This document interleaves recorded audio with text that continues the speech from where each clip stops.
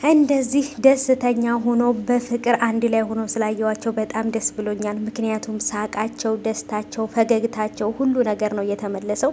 ኪራም እንግዲህ የእሱን ደስታና ፈገግታውን ያየኑ በጽናት የተነሳ ነው። ጽናት የኛ ጀግና የፍቅር ሰው። ሀና ጓደኛቸውም እንግዲህ ጎረቤታቸው ወደ ባሏ ወዳለበት ወደ ውጭ ሀገር ልትሄድ ነው። የናሆም እናትም አያት መሆን ያማራቸው ይመስለኛል። አያት እያጫወታቸው ነው፣ ወይም ውለዱ እያሉ ነው ማለት ነው። ምሩ የልብ ህመምተኛ ስለሆነች መውለድ ትችላለች ወይስ አትችልም? በቀጣይ ትንሽ ከባድ ነገሮች ይፈጠራሉ። ሰላም ሰላም፣ ውድ የተከበራችሁ የቻናሌ ተከታታዮች እንዴት ናችሁ? ከኔ ጋር ሁሉ ሰላም ነው። ሰላማችሁ ይብዛልኝ ባላችሁበት ውድ ቤተሰቦቼ።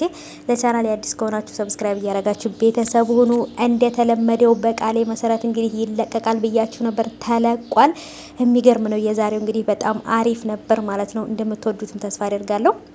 ቻናሌን ሰብስክራይብ አላደረጋችሁ ሰብስክራይብ አድርጉ፣ የደወል ምልክቱን አብሩ፣ አዳዲስ የመለቀው ቪዲዮ እንዲደርሳችሁ ማለት ነው። ውድ ቤተሰቦቼ የዛሬውን የጽናትን ድራማ እንዴት አያችሁት? ጽናት የኔ ቆንጆ ማለት ነው የባሏን የፍቅረኛዋን የኪራን ፈገግታውንና ደስታውን መልሳለታለች። ከናሆሚም ጋራ ካፌ ውስጥ ሆነው ሻሂ እየጠጡ ቡና እየጠጡ እንግዲህ አንተ እንደዛ የምጠላው ቤቴ አሁንማ እኮ ቤቴን በፍቅር ነው የምጠብቀው፣ ወይንም ደግሞ ወደ ቤት የሚሄደውን በፍቅር ነው የምጓጓው ወደ ቤት ለመሄድ ብሏል። ቤቱን ሳይሆን ቤት ያስቀመጥካትን ቆንጆ ነው የምትናፍቀው ብሎ ሙድ ይዞበታል ማለት ነው። እሱም ሳቀም ናሆምም ስቋል ማለት ነው። እውነት ለመናገር ሳቃቸው ደስታቸው ስለተመለሰ በጣም ደስ ብሎኛል። ከዛ ዱርይነት ጸባያቸው ወጥተው አሁን ላይ እንግዲህ ባለትዳር ሆኑ ማለት ነው። እንግዲህ የሚቀረው ናሆምም በሰርግ እዮሃ እየተባለ እናንተ ምንድነው አይ ብትወውስ አሁን እኮ በቃ የሆነ ነገር ልል ነበረ ማለት ነው። የሆነ እንደ ሰርግ ዘፈን ነገር ግን ታውቁት በቃ ወደ ሌላ ነገር ሄደና ሰምታችኋል። የማይመለከት ነገር ውስጥ ባልገባ ሳትሉም እና ውድ ቤተሰቦቼ ያው ዘና ላድርጋችሁ ብዬ ነው ማለት ነው የምቀልድባችሁ በመሀል እና ውዶቼ እንግዲህ የጽናትን ጓደኛ ሶስዬም እንግዲህ ተናግራለች ማለት ነው። ሁሉን ነገር ተናግራለች። እህቷ ጋር ያሳለፉትን መከራ ስቃይ፣ እናት አባቶቻቸው ከሞቱ በኋላ በጣም ብዙ መከራ ስቃይ እንደደረሰባቸው፣ እህቷም ትምህርቷን ትታ እሷን ለማሳደግ ብላ የማይሆን ስራ ሁሉ እየሰራች እንደነበረ፣ እህቷ ከምንም በላይ በአሁኑ ሰዓት ልጅ ወልደው ለሚጥሉ እናቶች ትምህርት ትሆናለች ብዬ አስባለሁ። እህቷ በጣም ጀግና ናት። እህቷን በደንብ አድርጋ ያሳደገች ማለት ነው። አሁንም ግን ደግሞ የእህቷ ባል እናት ማለት ነው ይሄንን ሁሉ መከራ ያደረሰችባት እሷ ናት። እሷን ነው ሁልጊዜ ስልክ ስትደውል በጣም ነው የምትፈራው። ስልክ አንስቶ ማውራት ትፈራለች። ምክንያቱም በጣም ጨካኝና መጥፎ ሴት ናት ብላ ስለምትል ማለት ነው።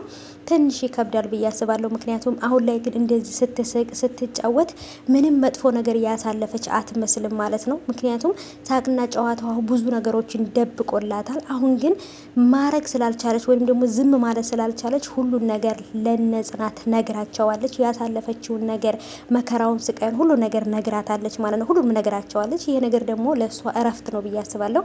እህቷም እንግዲህ ያለችው ከሀገር ውጭ ነው። መታ ከእህቷ ጋር በሰላም ብትኖር ደስ ይለኛል። እህቷን ብቻዋን እያሰቃዩት ስለሆነ እሷ መምጣት አለባት ብዬ አስባለሁ። ምሩዬም ደግሞ እንደዚህ ብቸኝነት ከሚያጠቃሽ ለምን አትደውይልኝም? መጥቼ አይሽ ነበረ፣ ጠይቅሽ ነበር፣ ለምን ወደ እኔ አትመጭም እያለቻት ነበረ።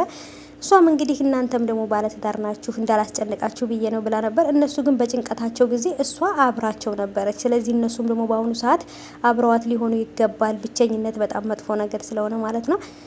እና ያለው ነገር ፍቅራቸው በቃ ያለው ነገር በጣም ነበር ደስ የሚለው። የዛሬውን እንደምትወዱት ተስፋ አድርጋለሁ። ከወደዳችሁት ደግሞ ላይክ በማድረግ አሳውቁኝ።